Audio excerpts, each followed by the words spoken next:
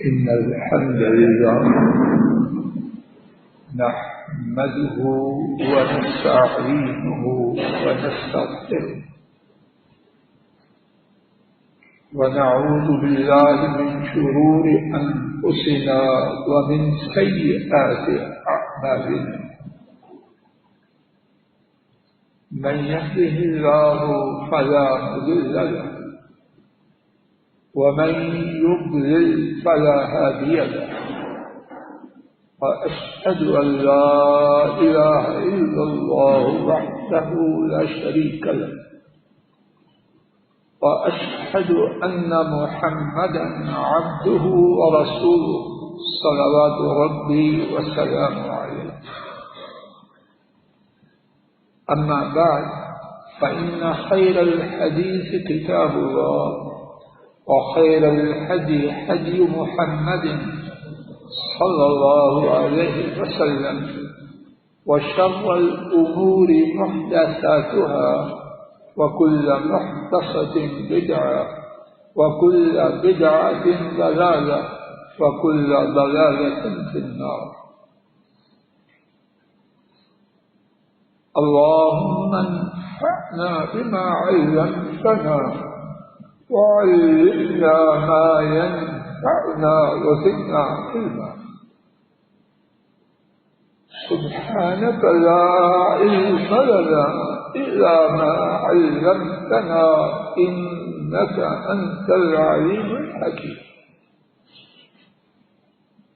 رب اشرح لي صدري ويسر لي أمري واحلل عقدة من لساني يفقهوا قولي.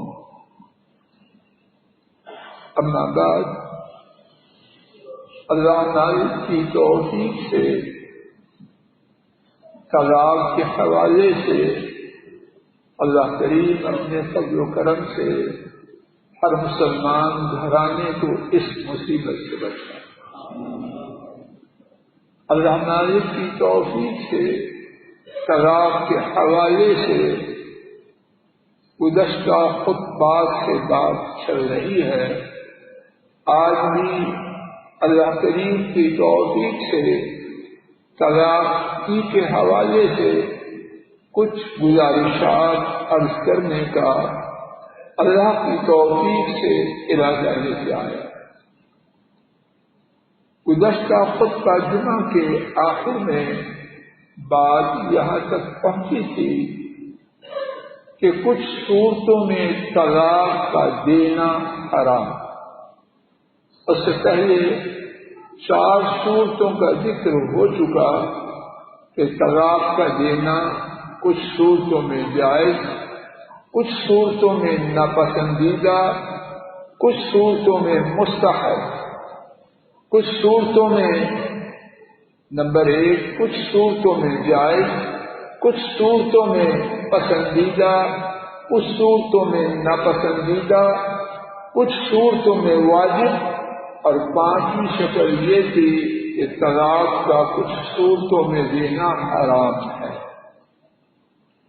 ان میں سے پہلی صورت وہاں آ کے بات رکی تھی کہ جب بیوی بیماری کے دنوں میں وہ دن ماہواری کی وجہ سے یا زچگی کی وجہ سے ہو، ان دنوں میں طلاق کا دینا حرام ہے. کیوں حرام ہے؟ شریعت کا یہ حکم ہے، لیکن شریعت کا کوئی حکم حکمت سے خالی نہیں، چاہے میں آپ اس تک پہنچیں یا نہ پہنچیں. ان دنوں میں طلاق دینے کی جو حکمت ہے اس کی حکمت اللہ کی توفیق سے جو معلوم ہوتی ہے کہ دین چاہتا ہے کہ یہ مسلمان گھرانہ خیر سے باقی رہے. تو بیماری کے دنوں میں، زچگی کے دنوں میں ازدواجی تعلقات کے لیے رغبت غالباً کم ہوتی ہے. اب طلاق کا بھوت بھی دماغ پر سوار ہو، ازدواجی تعلقات کی رغبت بھی کم ہو، تو اس بھوت کو توڑنے میں شاید یہ حالات زیادہ تعاون نہ کریں۔ اب سوال یہ ہے، اگر کوئی شخص بیماری کے دنوں میں طلاق دے تو اس کو کیا کہا جائے؟ سنت کی روح سے اس شخص کو پابند کیا جائے گا کہ وہ رجوع کرے۔ اس کے ساتھ ایک اور سوال یہ ہے، کیا اس حالت میں اس نے جو طلاق دی اس کو شمار کیا جائے گا یا ویسے دی گئی؟ جواب یہ ہے، اس نے اپنے منہ سے جو بات نکالی طلاق کے بارے میں، نکلی ہوئی بات، وہ اپنا اثر ہے۔ طلاق کا معاملہ شریعت میں انتہائی زیادہ حیثیت والا، اہمیت والا ہے۔ شریعت نے پہلے سے خبر دے رکھی ہے، جو بولا وہ تمہارے دل میں آ گیا۔ آئیے اس بارے میں میرے ساتھ امام بخاری اور امام مسلم کا حضرت نافع اور رحمہ اللہ کے حوالے سے روایت کردہ ثابت شدہ واقعہ سماعت فرمائیں۔ نافع حضرت عبداللہ بن عمر رضی اللہ تعالی عنہما ان کے آزاد کردہ غلام اور ان کے خاص شاگردوں میں سے ایک، انہوں نے بیان کیا، یقیناً ابن عمر رضی اللہ تعالی عنہما نے اپنی بیوی کو طلاق دی، اور وہ بیوی بیماری کے دنوں میں تھی، اور یہ واقعہ رسول کریم صلی اللہ علیہ وسلم کے عہد مبارک میں ہوا۔ امیر عمر بن خطاب رضی اللہ تعالی عنہ ابن عمر کے ابا، انہوں نے اس بارے میں رسول اللہ صلی اللہ علیہ وسلم سے دریافت کیا۔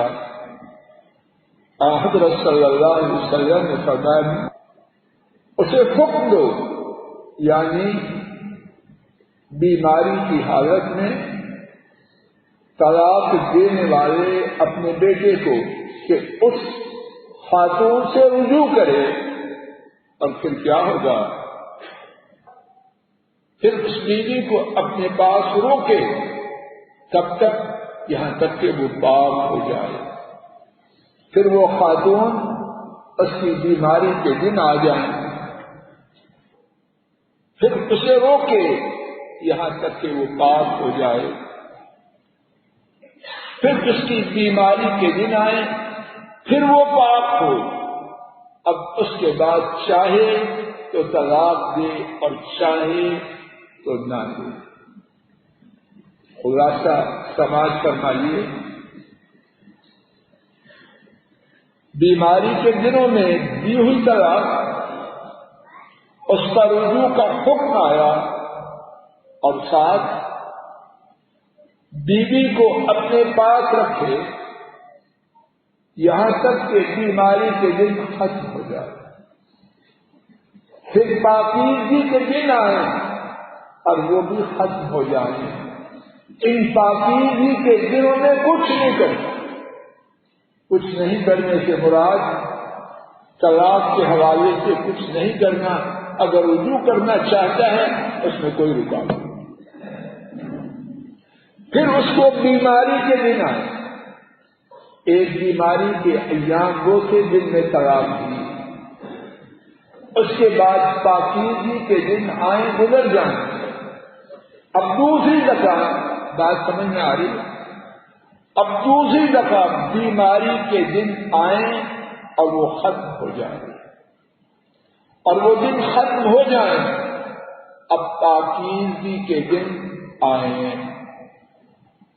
ان دنوں میں پہلی دفعہ جو تاخیر کے دن بیماری کے بعد آئے ان میں طلاق بولیے نا نہیں.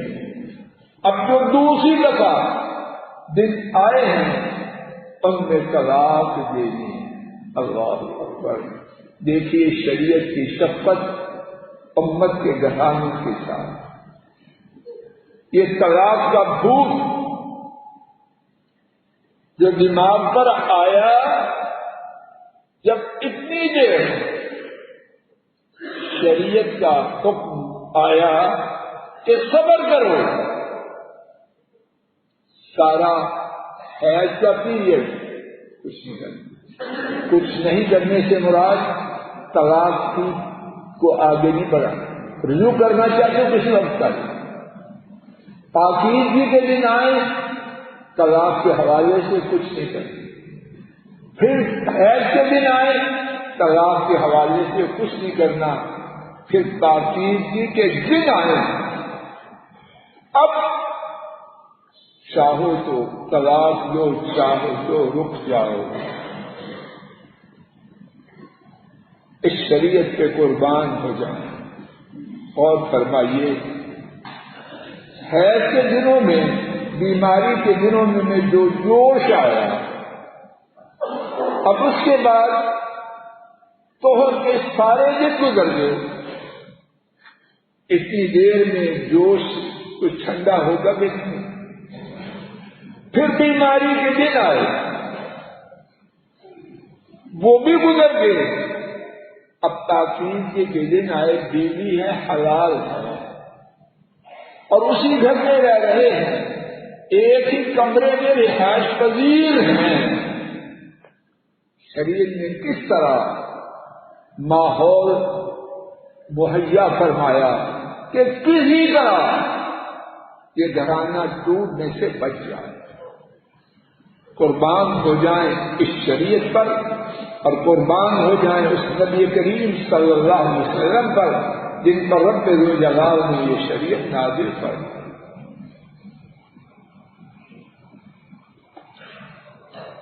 اب یہاں ایک اور بات سنیں. یہ جو پاکیزگی کے دوسری دفعہ دن آئے, اگر اس نے ان دنوں میں ایک دفعہ ازدواجی تعلقات قائم کر لیے, بات سمجھ میں آ رہی؟ اب اس کے لیے اس طہر میں پاکیزگی کے دنوں میں طلاق دینا حرام ہے. پھر بند کر دیا. اس کا بات والی. اب یہ دوسرا طہر پاکیزگی کا دوسرا وقت جو آیا, اب اس کو اختیار تھا, چاہو تو طلاق دو, چاہو نہ دو. اب اس نے طلاق کی کارروائی سے پہلے ازدواجی تعلقات قائم کریے. طلاق کا دروازہ اللہ تعالیٰ نے پھر بند کر دیا. سبحان اللہ. قربان ہو جائے اور اللہ ان پر لعنت کرے جو ہمیں اس شریعت سے ہٹانا چاہتے. کسی نوع سے ہمارے سب سے بڑے دشمن وہ ہیں جو ہمیں دین سے ہٹانا چاہتے. اور ہم سمجھتے ہیں کہ ماڈرن بنتے ہیں, ماڈرن بنتے. یہ ہے دین. اب جب ازدواجی تعلقات ہو جائیں گے, جو زور تھا کنبے کو بچانے کا وہ کم ہونے کا اندیشہ ہے کہ نہیں؟ اگر ازدواجی تعلقات قائم کریے اب سارا طہر گزرنے لگے. اب ایک اور سوال جو ہم نے پہلے ذکر کیا کہ یہ طلاق جو حیض کی حالت میں لی گئی اس کی کیا حیثیت ہوگی؟ ابن عمر رضی اللہ تعالی عنہما کے شاگرد انس بن سیرین اللہ کی ان پر رحمتیں ہوں، انہوں نے اپنے استاد سے سوال کیا، آپ نے یہ طلاق شمار کی؟ اب ابن عمر کا جواب سنیے، عظیم لوگ عظیم جواب۔ فرمایا میں نے اگر شریعت کی پابندی کرنے میں کوتاہی کی یا حماقت کی تو شریعت تو نہ ٹوٹے گی، میں کیوں نہ شمار کروں؟ یہ میرے ذمہ طلاق آ گئی۔ ایسا محکم ہے ہماری شریعت کا نظام۔ حیض کی حالت میں طلاق دینا حرام تھا، تو نے دی ہے، لازماً رجوع کر، پورا توہر صبر کر، حیض گزر جائے پھر توہر آئے، ازدواجی تعلقات نہیں کیے تو پھر طلاق۔ لیکن تو نے جو فائل کر دیا تو تیرے نمبر کٹ گئے۔ اللہ نے تجھے 3 طلاق کا حق دیا تھا، تو نے 1 حق ضائع تو تیرے کھاتے میں درج۔ بات واضح۔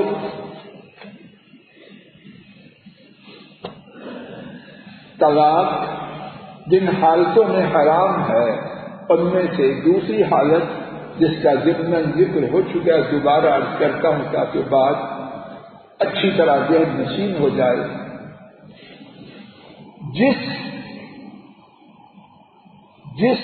جن پاکیزگی کے دنوں میں ازدواجی تعلقات قائم ہو جائیں اس سارے وقت میں طلاق کا دینا حرام۔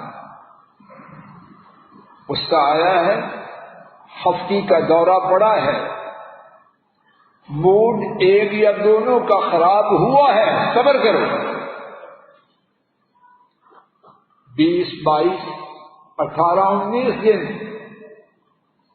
یہ وقت گزر جائے، اس کے بعد بیماری کا ہفتہ 6 دن آئے، پھر اگلا پیریڈ جب آئے گا، اب پوچھو اپنے آپ سے طلاق دینا ہے کہ نہیں؟ بی بی پوچھے اپنے آپ سے میں نے حالات کے ساتھ چلنا ہے کہ نہیں؟ اتنی دیر میں جو جذبات کی طغیانی تھی، سرکشی کا زور تھا، اس کے ٹوٹنے کے امکانات اللہ کے فضل و کرم سے بڑھتے ہیں۔ تو دوسری صورت، جن پاک ایام میں ازدواجی تعلقات ہو گئے ان ایام میں طلاق دینا حرام۔ ہاں اگر خاتون اللہ کے فضل و کرم سے امید سے ہے تو پھر ان ایام میں طلاق دے سکتا ہے۔ تیسری صورت جو طلاق کے حرام ہونے کی ہے، 3 طلاق اکٹھی ہے۔ امام ابو حنیفہ اور امام مالک رحمہم اللہ تعالی نے یہ فیصلہ دیا کہ 3 دفعہ اکٹھے طلاق دینا حرام ہے اور یہ بدعت ہے۔ اب وہ کتنی شمار ہوں گی انشاءاللہ الرحمن یہ بات بعد میں آئے۔ اسی بات کے متعلق بات، یہ 3 صورتیں تو ہو گئی حرام کی کہ جب طلاق دینا حرام تھا۔ اب اس کے برعکس جو انہی تو ان صورتوں سے سمجھا جاتا بھی ہے، پھر بھی مزید اجاگر کرنے کے لیے طلاق دینے کا مسنون طریقہ، اللہ بچائے، اللہ بچا لے، ہر گھرانے کو بچا لے، اور اگر وقت آ ہی جائے تو پھر مسنون طریقے پر اتفاق کیا جائے۔ اس کے لیے کیا کیا باتیں ہیں؟ نمبر 1 وہی جو گزر چکی ہے، خاتون پاکیزگی کے دنوں میں ہو۔ نمبر 2 پاکیزگی کے دن وہ ہوں کہ ان میں ازدواجی تعلقات قائم نہ کیے۔ نمبر 3 کہ ایک دفعہ طلاق دے، اور توجہ کیجیے، اور شاید لوگوں کی بڑی تعداد اس چوتھی بات کے بارے میں بے خبر ہے یا سستی کا شکار ہے۔ وہ چوتھی بات یہ ہے، ایک دفعہ طلاق دی ہے، اب یہی ارادہ چل رہا ہے کہ اس کے ساتھ نہیں رہنا، تو کیا کرے؟ دوسرے بیماری کے دن گزرنے کے بعد پھر طلاق دے، پھر تیسرے بیماری کے دن گزرنے کے بعد پھر طلاق دینا۔ سنت طریقہ یہ ہے، اگر طلاق دینا ہے تو یہ نہیں کہ طلاق دینا میں سنت پوری کرنے لگا، اللہ بچاتے۔ اگر طلاق دینا ہی ہے تو مضمون طریقہ یہ ہے، طلاق دی اور اپنے منہ کو بند رکھے، اپنے منہ کو بند رکھے، کھولنا ہے تو رجوع کے لیے کھول، وگرنہ بند رکھے یہاں تک کہ مدت عدت ختم ہو جائے۔ اب وہ طلاق دے کے جدائی چاہتے ہیں، کیا چاہتے ہیں؟ جدائی چاہتے ہیں، تو بار بار کیوں بول رہے ہیں؟ بات اچھی طرح نوٹ کر لیں، اور انشاءاللہ اس بارے میں بھی قدر تفصیل بعد میں عرض کروں گا کہ یہ کتنے فائدے کی بات ہے۔ فائدے کی بات یہ نہیں کہ جس نے طلاق نہیں دینی وہ اس طرح دے، نہیں، جس نے دینی ہے اس میں سے بہترین صورت یہ ہے طلاق دے اور چپ رہے یہاں تک کہ عدت کے دن ختم ہو جائے۔ فائدہ کیا ہوگا؟ تفصیل اللہ نے چاہا تو بعد میں عرض کر دوں گا۔ فائدہ یہ ہوگا، اگر میاں بیوی دونوں آپس میں رجوع کرنا چاہیں اور خاتون کے اولیاء سرپرست متفق ہوں تو بغیر کسی اور نکاح کے دونوں میں دوبارہ نکاح ہو سکتا ہے۔ کتنی زیادہ آسانی۔ الف نے بے کو طلاق دی، ایک دفعہ طلاق، میں اس کا بات واضح ہو رہی ہے، الف نے بے کو طلاق دی، طلاق دینے کے بعد خاموش رہا یہاں تک کہ عدت گزر گئی۔ اب الف بھی چاہتا ہے، بے بھی چاہتا ہے، یہ غلطی ہو گئی ہے۔ بے سمجھتی ہے کہ میں نے ضد کی، اور الف سمجھتا ہے میں نے تیزی کی۔ اب دونوں کو احساس ہے کہ ہمیں پلٹنا ہے۔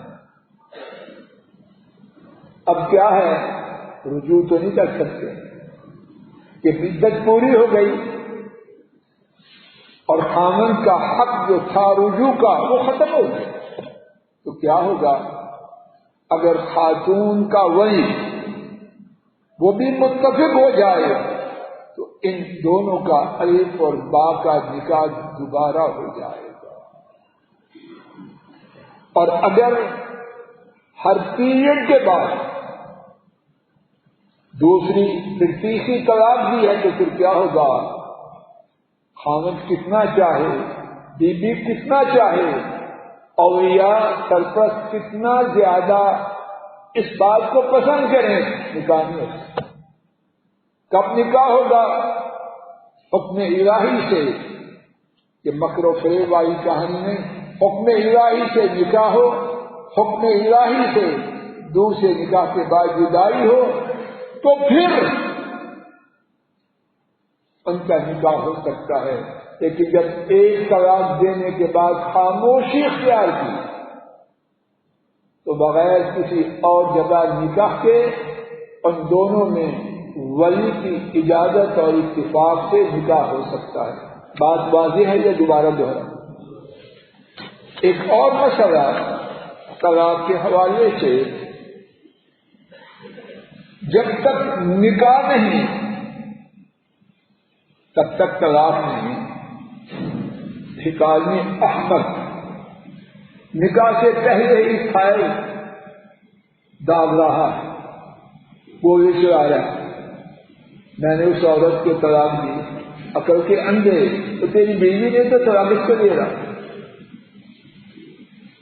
طلاق کا دینا تب ہے جب بیوی کا بیوی ہونا ثابت ہو. نبی کریم صلی اللہ علیہ وسلم نے فرمایا، حضرات ائمہ احمد، ابو داؤد، ترمذی، نسائی، ابن ماجہ، حاکم اور ابن جارود نے اسے روایت کیا. حضرت عبداللہ بن عمرو رضی اللہ تعالی عنہما نے بیان کیا، رسول کریم صلی اللہ علیہ وسلم نے فرمایا، لا طلاق الا فیما تملک. طلاق وہاں ہے جہاں وہ عورت تیری بیوی ہے. جہاں زوجیت ہی نہیں وہاں طلاق کیسے ہوگی؟ امام بخاری رحمہ اللہ نے حضرت ابن عباس رضی اللہ تعالی عنہما سے یہ بات نقل کی. انہوں نے فرمایا، جعل اللہ الطلاق بعد النکاح، اللہ نے طلاق کو نکاح کے بعد رکھا. نکاح ہو تو پھر طلاق ہے، اگر نکاح نہیں اس کی یاوہ گوئی ہے اور اس کی شریعت میں کوئی حیثیت نہیں.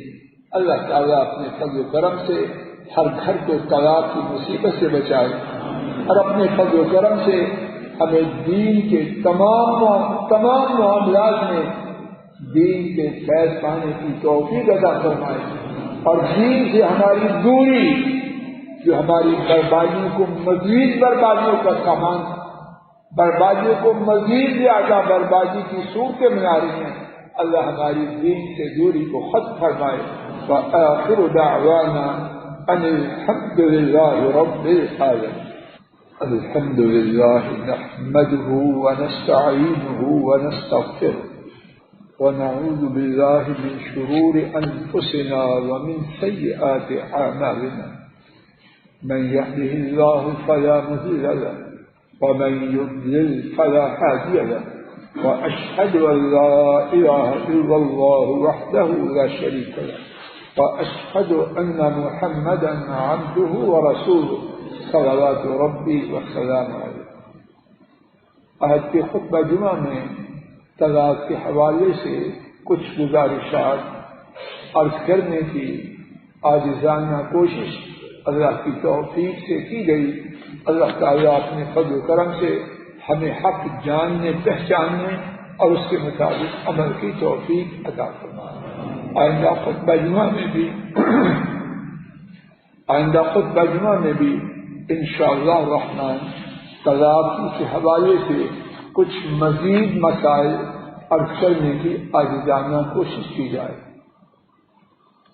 اس ہفتے میں ہماری مسجد امام ترمذی کے ہمارے ساتھی ماسٹر محمد مختار صاحب، ان کے بچوں کے نانا جو ہمارے خیال میں بہت اچھے انسان تھے، فوت ہو چکے ہیں. اسی طرح ہمارے ڈاکٹر سید طیب الرحمن زیدی، ان کے بچوں کے نانا وہ بھی فوت ہوئے ہیں.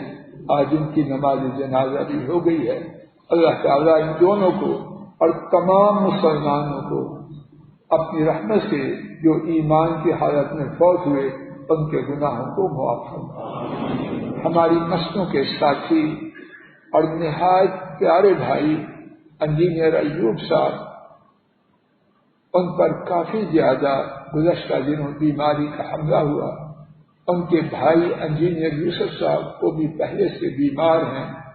اسی طرح ہمارے مسجد امام ترمذی کے ساتھی عبد الستار صاحب، ان کی نواسی کافی زیادہ بیماری کی شدت میں ہیں، اللہ تعالیٰ ہمارے ان بیماروں کو اور تمام مسلمان بیماروں کو اپنی رحمت سے شفائے کاملہ عاجلہ عطا فرمائے۔ ایمان کی حالت میں فوت ہونے والوں کے گناہوں کو معاف فرمائے، پریشانوں کی پریشانیوں کو اپنی رحمت سے دور فرمائے، ہمارے ملک پاک کی پورے عالم اسلام کی حفاظت فرمائے، اسلام اور مسلمانوں کو بلند فرمائے، اسلام اور مسلمانوں کے دشمنوں کو نیست و نابود فرمائے۔ اللهم صل على محمد وعلى آل محمد كما صليت على إبراهيم وعلى آل إبراهيم إنك حميد مجيد۔ اللهم بارك على محمد وعلى آل محمد كما باركت على إبراهيم وعلى آل إبراهيم إنك حميد مجيد۔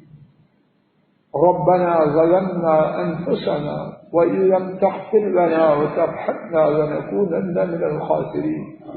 اللهم أحسن عاقبتنا في الأمور كلها وأجرنا من خزي الدنيا وعذاب الآخرة۔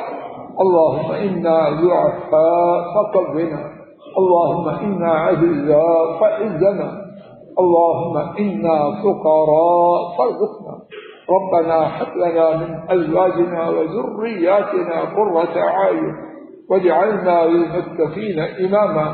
سبحان ربك رب العزة عما يصفون وسلام على المرسلين والحمد لله رب العالمين۔